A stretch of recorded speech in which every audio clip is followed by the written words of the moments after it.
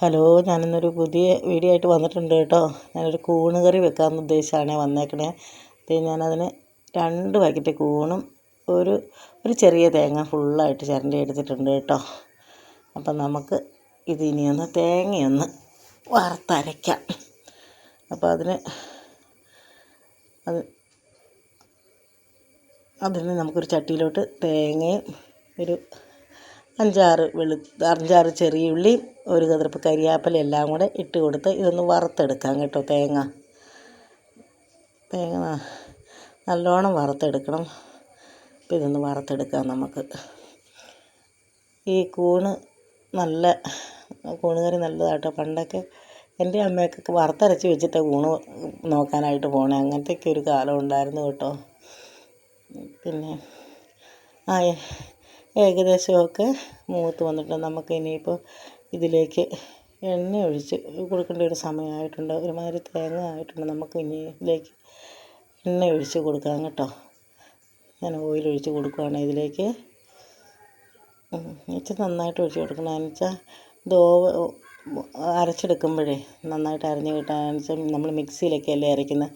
അപ്പോൾ ഇച്ചിരി എണ്ണയൊക്കെ ഉണ്ടെങ്കിൽ നന്നായിട്ട് അരഞ്ഞ് കിട്ടുകയുള്ളൂ. വെള്ളം ചേർക്കാതെയൊക്കെ അരഞ്ഞ് കിട്ടണ്ടേ. അപ്പോൾ ഒരുമാതിരി മൂപ്പായിട്ട് ഇച്ചിരി കൂടി ഒന്നാകണം. ഈ പരുവത്തിൽ ഞാനിത് മൂപ്പിച്ചെടുത്തിട്ടുണ്ട് കേട്ടോ. തേങ്ങ ഇതിലേക്ക് നമുക്ക് പൊടികൾ ചേർത്ത് കൊടുക്കാം. 1 സ്പൂണ് 2 സ്പൂണ് ചെറിയ സ്പൂണായിട്ട് 2 സ്പൂണ് മുളക് പൊടി ചേർത്തു ഞാൻ. അതിൻ്റെ കൂടെ തന്നെ ഒരു സ്പൂണ് മല്ലിപ്പൊടിയും ചേർത്തേ. മല്ലിപ്പൊടി അധികം വേണ്ട. പിന്നെ നമുക്കിതിലേക്ക് തന്നെ ഇനി മീറ്റ് മസാല ചേർത്ത് കൊടുക്കാം കേട്ടോ. മീറ്റ് മസാലയാണ് ഞാൻ ചേർത്ത് കൊടുക്കുന്നത്. ഇതിലേക്ക് തന്നെ മീറ്റ് മസാല കൂടെ ചേർത്ത് കൊടുത്തിട്ട് നമുക്ക് വറുത്ത് അരച്ചെടുക്കാം. ഇത് ഒത്തിരി മൂപ്പിക്കൊന്നും വേണ്ട. പൊടികൾ ചേർത്ത് കഴിഞ്ഞാൽ പിന്നെ ചട്ടി വാങ്ങി വെച്ചിട്ട് ഇളക്കിയാലും മതി. പൊടി കരിഞ്ഞു പോയാൽ കൊള്ളിയില്ല കേട്ടോ. സ്റ്റൗ നിർത്തിയിട്ടുണ്ട്. നമുക്കിനി ഇതിപ്പോൾ പാകത്തിന് മൂപ്പൊക്കെ ആയിട്ടുണ്ട്. നമുക്ക് കൂണടുപ്പിൽ വയ്ക്കാം. 2 പാക്കറ്റ് കൂണ്, അതിൻ്റെ കൂടെ 1 സവോള, പിന്നെ 1 സ്പൂണ് മഞ്ഞൾപ്പൊടി, 1.5 സ്പൂണ് ഉപ്പ് ഇത് ചേർത്ത് നമുക്കൊരു ശകലം വെള്ളം ഒഴിച്ച്, വഴട്ടൊന്നും വേണ്ട, വെള്ളം ഒഴിച്ച് നമുക്ക് വേവിച്ചെടുക്കാം കേട്ടോ. വഴട്ടേണ്ട ഒന്നും ആവശ്യമില്ല. സവോള അരിഞ്ഞിട്ട് മഞ്ഞൾപ്പൊടി ഉപ്പും ചേർത്ത് വേവിച്ചെടുക്കാം. ഞാനിത് കൂണ് മഞ്ഞൾപ്പൊടിയും ഉപ്പും കൂടെ ചേർത്ത വെള്ളത്തിലിട്ട് കുറച്ച് നേരം വെച്ചിരുന്നിട്ട് കഴുകിയെടുത്തതാട്ടോ. ഒരിക്കൽ വെള്ളത്തേക്ക് ഇട്ടു. അരപ്പ് ഇവിടെ ഏകദേശം അരയ്ക്കാൻ പോകും കേട്ടോ. ഇതിലേക്ക് ഇച്ചിരി പെരിഞ്ചീരകം ഇട്ട് കൊടുക്കാം നമുക്ക്. ഒരു ശകലം പെരിഞ്ചീരകം ഞാൻ മസാലപ്പൊടി ഇച്ചിരി ചേർത്തിട്ടുണ്ട്. എന്നാലും ഇച്ചിരി പെരിഞ്ചീരകം ഇച്ചിരി പച്ചക്കരിയാപ്പില കൂണിലേക്ക് തന്നെ ഇട്ട് കൊടുത്തേക്കുവാണ്. അത് നല്ലൊരു ടേസ്റ്റാട്ടോ. അങ്ങനെയൊക്കെ ഇട്ട് കൊടുത്തിട്ടുണ്ടെങ്കിൽ ഈ വഴറ്റാനൊന്നും നിൽക്കേണ്ട. കൂണ് കറി വയ്ക്കുമ്പോൾ നിങ്ങൾ ഇങ്ങനെയൊന്ന് വെച്ച് നോക്കിക്കേ. കൂണും സവോളയും കൂടെ പച്ചയ്ക്ക് വേവിച്ചെടുത്താൽ മതി.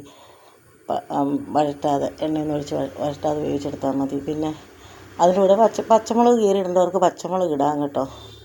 എനിക്ക് കുഞ്ഞു കൊച്ചൊക്കെ ഉള്ളതുകൊണ്ട് ഓവർ എരിവ് ഞാൻ ചേർക്കണില്ല. അരച്ച അരപ്പ് നമുക്കിതിലേക്ക് ചേർത്ത് കൊടുക്കാം. കൂണ് കറിയൊക്കെ വെക്കാൻ വറുത്തരയ്ക്കണത് കൂണൊക്കെ ഒരുക്കി എടുക്കുന്നതൊക്കെ ഒരു താമസമുള്ളൂ. പെട്ടെന്നാവുമല്ലോ. കൂണൊക്കെ പെട്ടെന്ന് വെന്ത് കിട്ടുമല്ലോ. അപ്പം നമുക്കിതിലേക്ക് ഇച്ചിരി വെള്ളവും കൂടെയൊക്കെ ചേർത്ത് കൊടുക്കണം കേട്ടോ. പെട്ടെന്ന് കുറുകിപ്പോകും കൂണ്. അതുകൊണ്ട് ഒരു ശകലം അരപ്പൊക്കെ കളയാതിരിക്കാൻ വേണ്ടി ശരിക്ക് മിക്സിയുടെ ജാറൊക്കെ ഒന്ന് കഴുകി അതിലോട്ട് ഒഴിച്ച് പാകത്തിന് വെള്ളം ചേർത്ത് ഇളക്കി കൊടുത്ത് ഇനിയിപ്പോൾ ഇത് തിളപ്പിച്ചെടുക്കുക. നല്ല കറിയാട്ടോ. നല്ല രുചിയുള്ള കറിയാണ്. നിങ്ങൾ എന്തായാലും ഇതൊന്ന് വെച്ച് നോക്കണം കേട്ടോ. ഇനി നമുക്ക് കടുക് പൊട്ടിക്കേണ്ടവർക്ക് കടുക് പൊട്ടിച്ച് ചേർക്കാം കേട്ടോ. ഞാൻ എന്തായാലും ഒരു ഇച്ചിരി കടുക് പൊട്ടിച്ച് ചേർക്കണമെന്ന് ഓർത്തായിരിക്കണേ.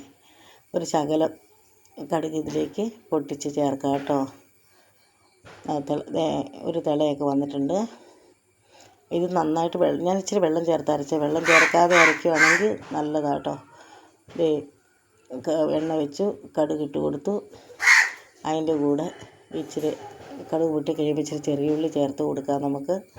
പിന്നെ 2 മുളകും കൂടെ പൊടിച്ച് ചേർത്താൽ 2 മുളകും കൂടെ മുറിച്ച് ചേർത്താൽ നല്ലതാണ്. ചുവന്ന മുളക് അത് ഞാൻ ചേർക്കുന്നുണ്ട് ഒന്ന് ആയി കിട്ടാൻ വേണ്ടിയിട്ട്. ഏകദേശം ഇനി ഇതിൻ്റെ കൂടെ ഉണ്ടല്ലോ കറിക്ക് കളർ കുറവാണെങ്കിൽ ഒരു ശകലം മുളക് പൊടി ചേർത്ത് കൊടുക്കാം നമുക്ക്. ആ മുളക് പൊടി ചേർക്കണോണ്ട് ഇനിയിപ്പം മുളക് മുറിച്ച് ചേർക്കണമെന്നില്ല, വേണ്ടവർക്ക് ചേർത്താൽ മതി കേട്ടോ.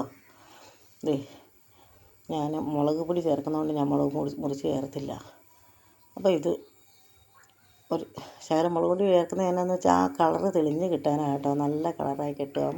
ഇങ്ങനെയുള്ള കറിക്കൊക്കെ ഇച്ചിരി മുളക് പൊടി കടുക് പൊട്ടിക്കുന്നതിൻ്റെ കൂടെ ചേർത്ത് കൊടുത്താൽ. ഇനി നമുക്കിത് കറിയിലോട്ട് ഒഴിക്കാം കേട്ടോ. നിങ്ങൾ ഇതൊന്ന് വെച്ച് നോക്കണം, എന്നിട്ട് ഇതിൻ്റെ അഭിപ്രായമൊക്കെ ഒന്ന് കമൻ്റാക്കി ഇടണം. പിന്നെ ഞാൻ പറയുവാണേ, എൻ്റെ ചാനൽ ലൈക്ക് അടിക്കണം, ഷെയർ ചെയ്യണം, സബ്സ്ക്രൈബ് ചെയ്യണം.